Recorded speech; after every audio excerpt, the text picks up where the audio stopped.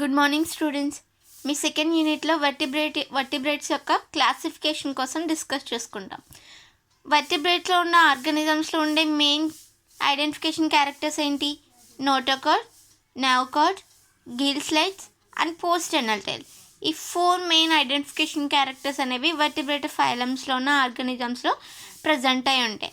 And ఫర్దర్గా notochord అనేది దాని స్పైనల్ కార్డ్ కింద కన్వర్ట్ అవుతుంది.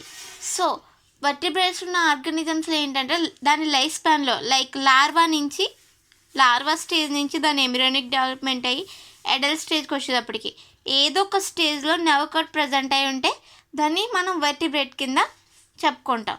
సో వర్టిబ్రేట్ ఫైలం అనేది మెయిన్ 2 సూపర్ క్లాసెస్ కింద డివైడ్ అయింది. అది అజ్ఞాత అండ్ జ్ఞాతోస్టోమేటా. అజ్ఞాతకు వచ్చేటప్పటికి ఏంటంటే జాలెస్, జ్ఞాతోస్టోమేటాకు వచ్చేటప్పటికి ఏంటంటే జా ప్రెజెంట్. సో నెక్స్ట్ అజ్ఞాత అనేది ఫర్దర్గా సైక్లోస్టోమేటా అనే క్లాస్ కింద డివైడ్ అయింది. ఇది టైప్ ఆఫ్ ఒక ఫిష్. దీనిలో జా అనేది ఆబ్సెంట్ అయి ఉంటుంది. సో జ్ఞాతోస్టోమేటా అనేది ఫర్దర్గా కాండిక్ దిస్, ఆస్టిక్ దిస్ ఫిషెస్, ఆంఫిబియా, రిప్టేలియా, ఏవ్స్, మమ్మేలియా, ఈ 5 క్లాసెస్ కింద జ్ఞాతోస్టోమేటా అనేది డివైడ్ అయింది. సో ఈ జ్ఞాతోస్టోమేటాలో ఏంటంటే మనం ఫస్ట్ ఈ టాపిక్లో సైక్లోస్టోమేటా అండ్ ఫిషెస్ కోసం డిస్కస్ చేసుకుంటాం. ఎందుకు ఫస్ట్ వీటి గురించి డిస్కస్ చేసుకుంటామంటే జ్ఞాతోస్టోమేటాకి వచ్చేటప్పటికి ఫస్ట్ జాస్ ఉన్న ఆర్గానిజమ్స్ ఏమైనా ఉన్నాయంటే అవి ఫిషెస్. సో మనం సెకండ్ యూనిట్లో ఫిషెస్ కోసం డిస్కస్ చేసుకుంటాం. అండ్ అజ్ఞాత కోసం సైక్లోస్టోమేటా కోసం డిస్కస్ చేసుకుంటాం. అజ్ఞాత ఆర్గానిజమ్స్కి వచ్చేటప్పటికి ఏంటంటే జాలెస్ ఆర్గానిజమ్స్. వీటిలో జా అనేది ప్రజెంట్ అయి ఉండదు. ఈ ఆర్గానిజమ్స్ ఇవన్నీ ఎక్వాటిక్ వర్టిబ్రేట్స్. మళ్ళీ దీంట్లో పెయిర్డ్ అపెండేజెస్ అనేవి ప్రజెంట్ అయి ఉంటాయి.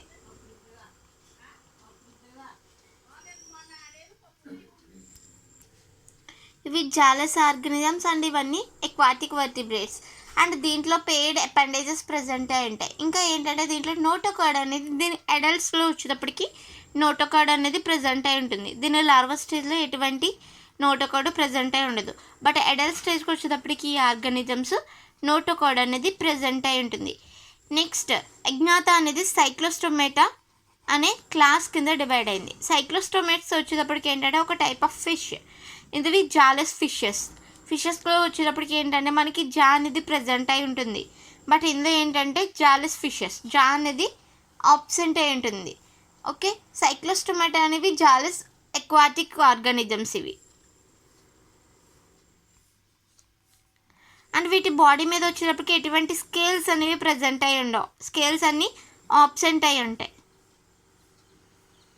అండ్ స్మూత్గా ఉంటుంది. దీని స్కిన్ మొత్తం స్మూత్గా ఉంటుంది, ఎటువంటి స్కేల్స్ లేకుండా.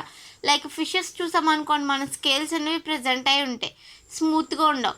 బట్ ఏంటంటే ఈ ఆర్గానిజం వచ్చేటప్పటికి ఏంటంటే దీంట్లో స్కేల్స్ అనేవి ఆబ్సెంట్ అయి ఉండి దీని స్కిన్ మొత్తం స్మూత్గా ఉంటుంది. అండ్ ఇవి ఏంటంటే కార్టిలేజియస్ ఫిషెస్.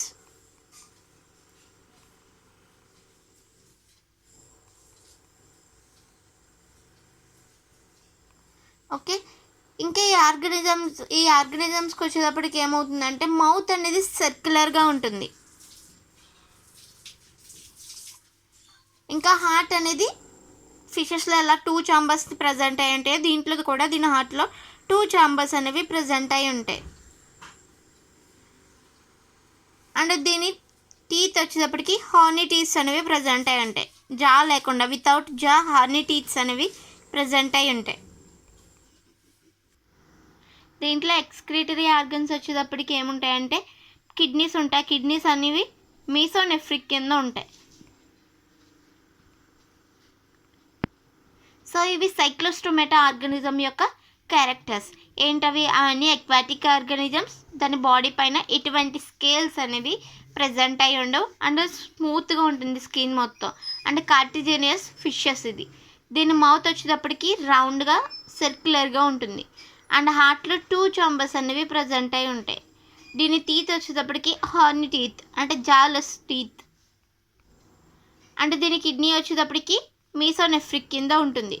సో ఇవి సైక్లోస్టోమాటా యొక్క ఆర్గానిజమ్స్లో ఉండే క్యారెక్టర్స్. దీని బాడీ కూడా ఫిష్ లాగే ఉంటుంది. ఫిష్ బాడీ ఎలా ఉంటుందో దీని బాడీ స్ట్రక్చర్ కూడా అలాగే ఉంటుంది.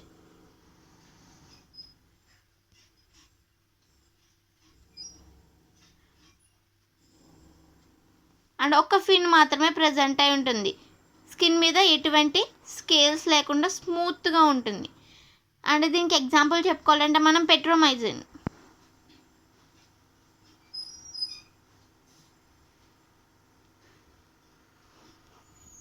ఓకే, ఇవి సైక్లోస్టోమాటా యొక్క క్యారెక్టర్స్.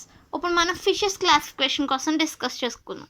ఫిషెస్ అనేవి మెయిన్ 2 టైప్స్ కింద క్లాసిఫై చేశారు, కాండ్రిక్దిస్ అండ్ ఆస్టిక్దిస్. కాండ్రిక్దిస్ ఏంటంటే కార్టిలేజియస్ ఫిషెస్ ఇవి.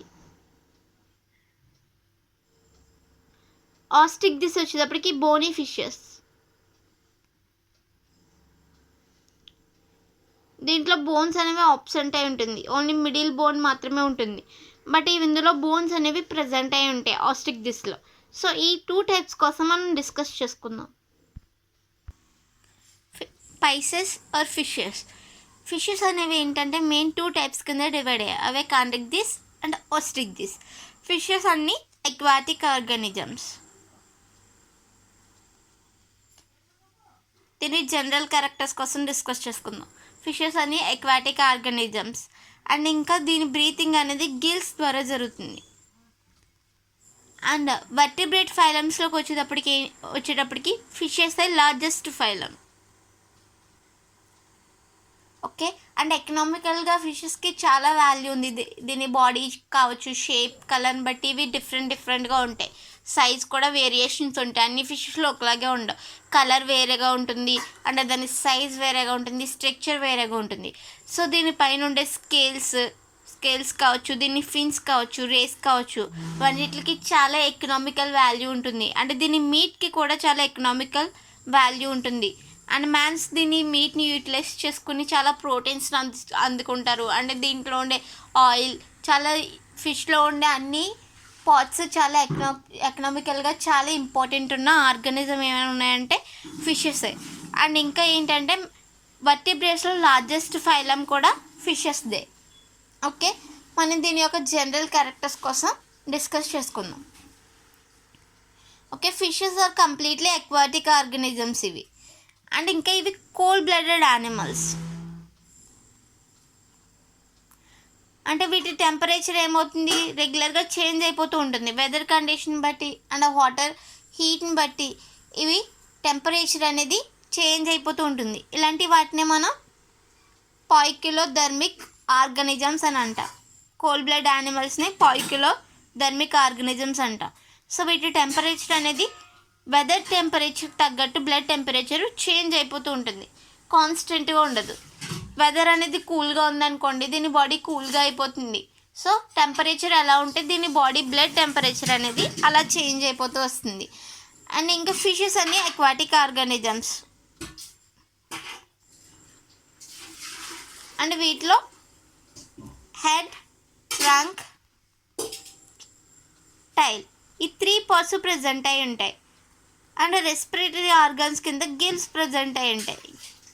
సో ఇవి రెస్పిరేషన్ అనేది గిల్స్ ద్వారా చేసుకుంటాయి. అండ్ ఇంకా ఏంటంటే దీంట్లో ఎగ్జోస్కెలిటన్ అనేది, అంటే దీని బాడీ పైన ఉండే ఎగ్జోస్కెలిటన్ అనేది స్కేల్స్తో కవర్ చేయబడి ఉంటుంది. ఈ స్కేల్స్ కూడా చాలా టైప్స్ ఉంటాయి. అన్ని ఫిషెస్లోనే ఒకే టైప్ ఆఫ్ స్కేల్స్ అనేవి ప్రజెంట్ అయి ఉండవు. డిఫరెంట్ ఫిషెస్లో డిఫరెంట్ టైప్స్ ఆఫ్ స్కేల్స్ అనేవి ప్రజెంట్ అయి ఉంటాయి. సో దీని ఎగ్జోస్కెలిటన్ మొత్తం స్కేల్స్తో కవర్ చేయబడి ఉంటుంది. అండ్ ఇంకా ఏంటంటే దీని ఎండోస్కెలిటన్ అనేది కార్టిలేజియస్గా ఉంటుంది, అంటే మీట్తో ఉంటుంది.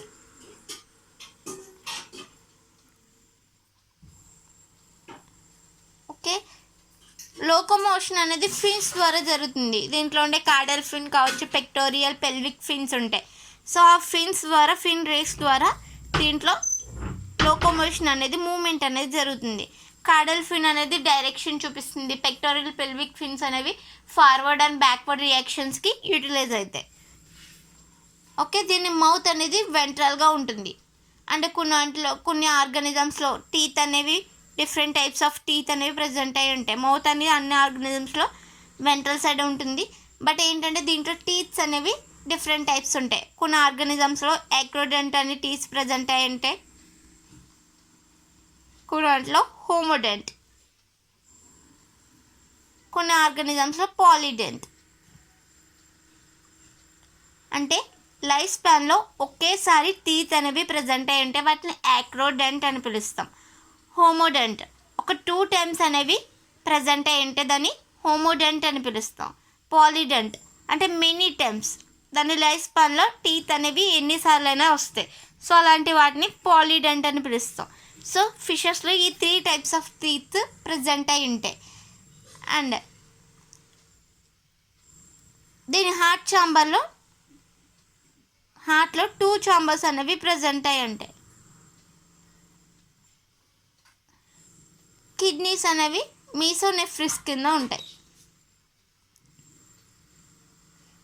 అన్ని ఫిషెస్ మోస్ట్లీ అమోనోటెలిక్ ఆర్గానిజమ్స్. కొన్ని ఫిషెస్కి వచ్చేటప్పటికి యూరోటెలిక్ కూడా ఉంటాయి.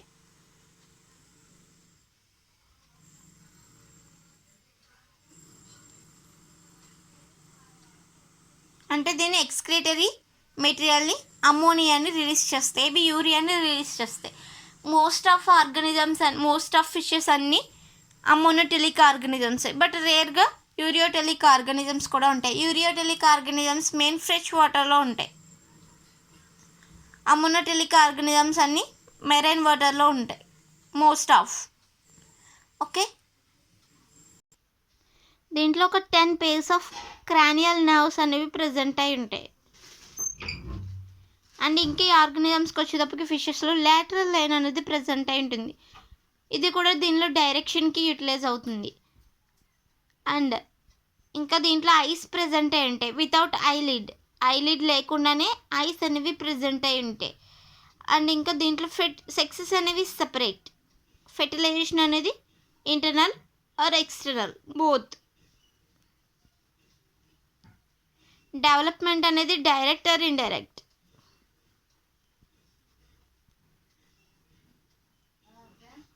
ఇవి ఫిషెస్లో మెయిన్ క్యారెక్టర్స్. ఓకే, ఫిషెస్ అనేవి ఫర్దర్గా 2 గ్రూప్స్ కింద డివైడ్ అయ్యాయి. అవే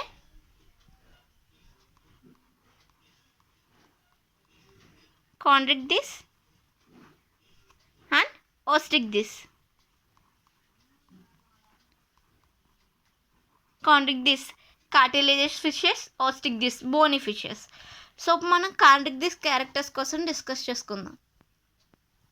okay, chondros means cartilage.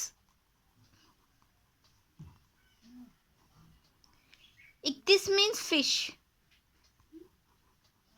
కాండ్రిక్టిస్ means cartilaginous fishes. Okay, ఈ ఆర్గానిజమ్స్ అన్నీ మెయిన్ మెరైన్ వాటర్లో ఉండే ఆర్గానిజమ్స్. అండ్ దీని ఎండోస్కెలిటన్ అనేది కార్టిలేజియస్గా ఉంటుంది. కాడల్ ఫిన్ అనేది ప్రజెంట్ అయి ఉంటుంది.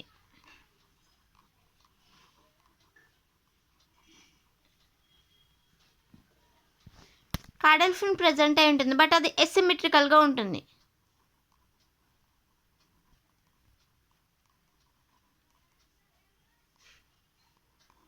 ఓకే, ఇంకా దీని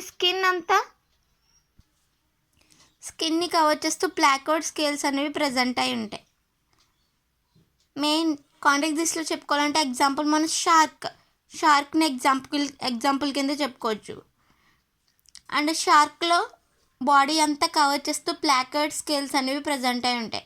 వీటిని డెర్మల్ డెంటికల్స్ అని కూడా పిలుస్తారు.